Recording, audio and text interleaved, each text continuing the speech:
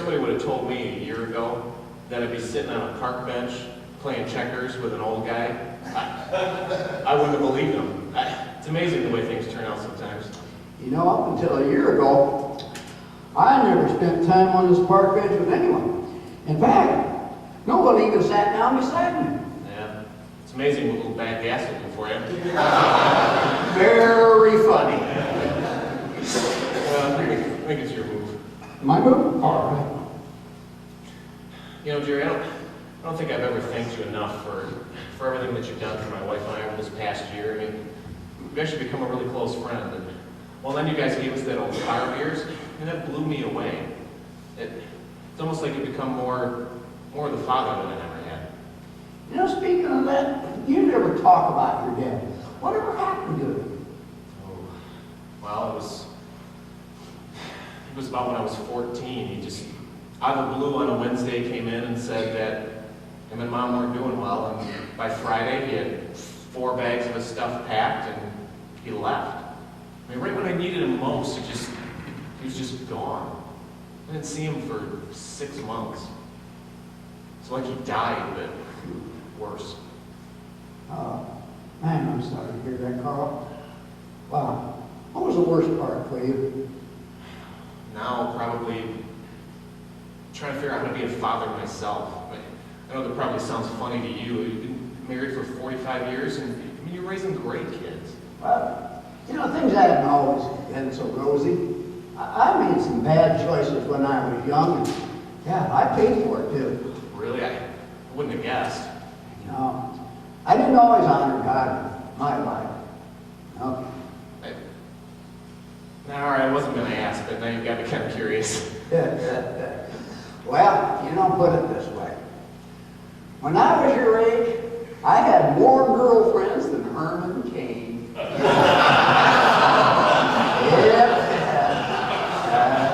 was a bit of a womanizer. Seriously? Yep, I sure was. I was a good-looking guy, a little jingle in my pocket. I had a few girls on the line, too. Yeah. I remember this one girl, man. She pounded on my door. She did for 3 hours. Oh, come on. Yeah, she did. I finally had to get up and let her out.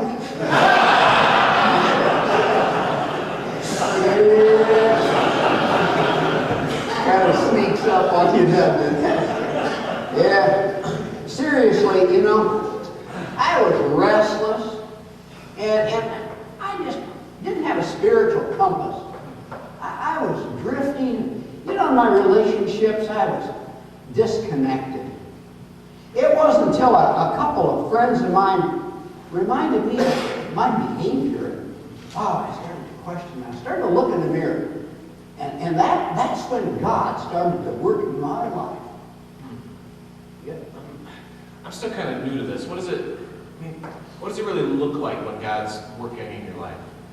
Well, sometimes it's just listening to what a good godly friends tell you. And other times, well, it's obeying God in just a little part of you, just one area of your life.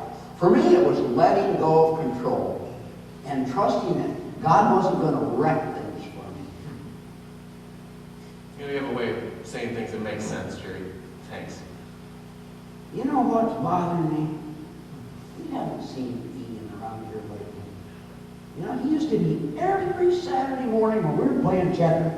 He'd be here, but man, we don't see him anymore. Yeah, I know. I've been concerned about him too. How about I text him? Test him? Why in the world would you want to test him? Not test him. Why don't I send him a text? Oh, I see. You want him to get a good book. You know, something that he can read, huh? Right? Not a textbook, Jerry. How about I send him a text message? Oh, now I understand. I got it. Go for it, guy. Yeah, I ran into him last week and asked him if he would be here. And he said he would, but I didn't put a lot of stock in it. I just sent him a quick note to let him know we're going to hold him to it. All right. Well, let's get back to this hot game checkers, boys. Gotcha.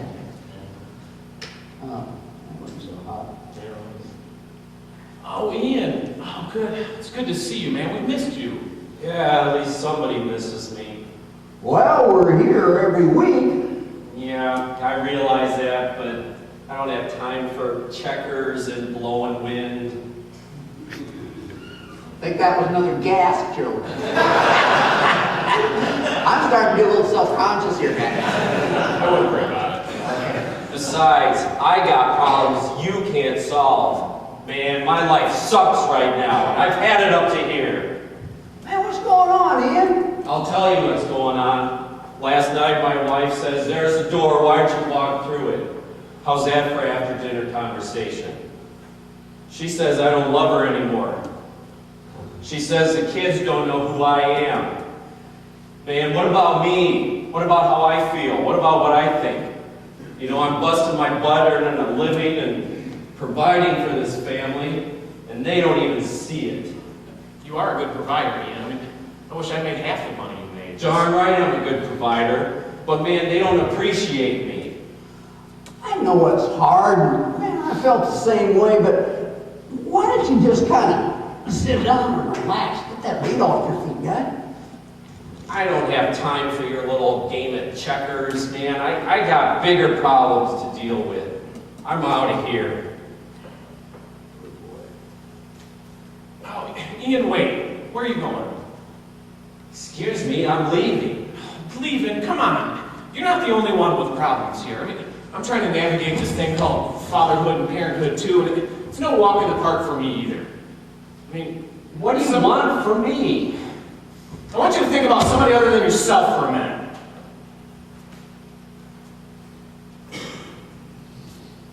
I'm out of here. So that's it. So you're just going to isolate yourself and walk away from everybody, even the men who are sitting here waiting for you. Forget it. Come on, Ian, we've got something good here. Don't walk away from it.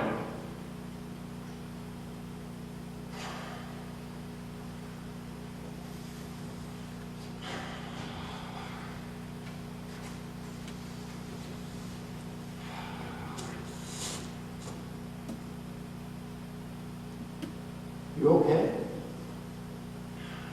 Yeah. Yeah, I just kind of lost it back there. I want so much more. I want so much more of what you've got. I wish Ian did too. Well, I think that's the end of this checker game. Let's get going. Yeah. You know, do me a favor. Would you pray for Ian? Pray for him every day. Well, And you know, one other thing. Would you call him tomorrow? me? Why me? I ran out of minutes.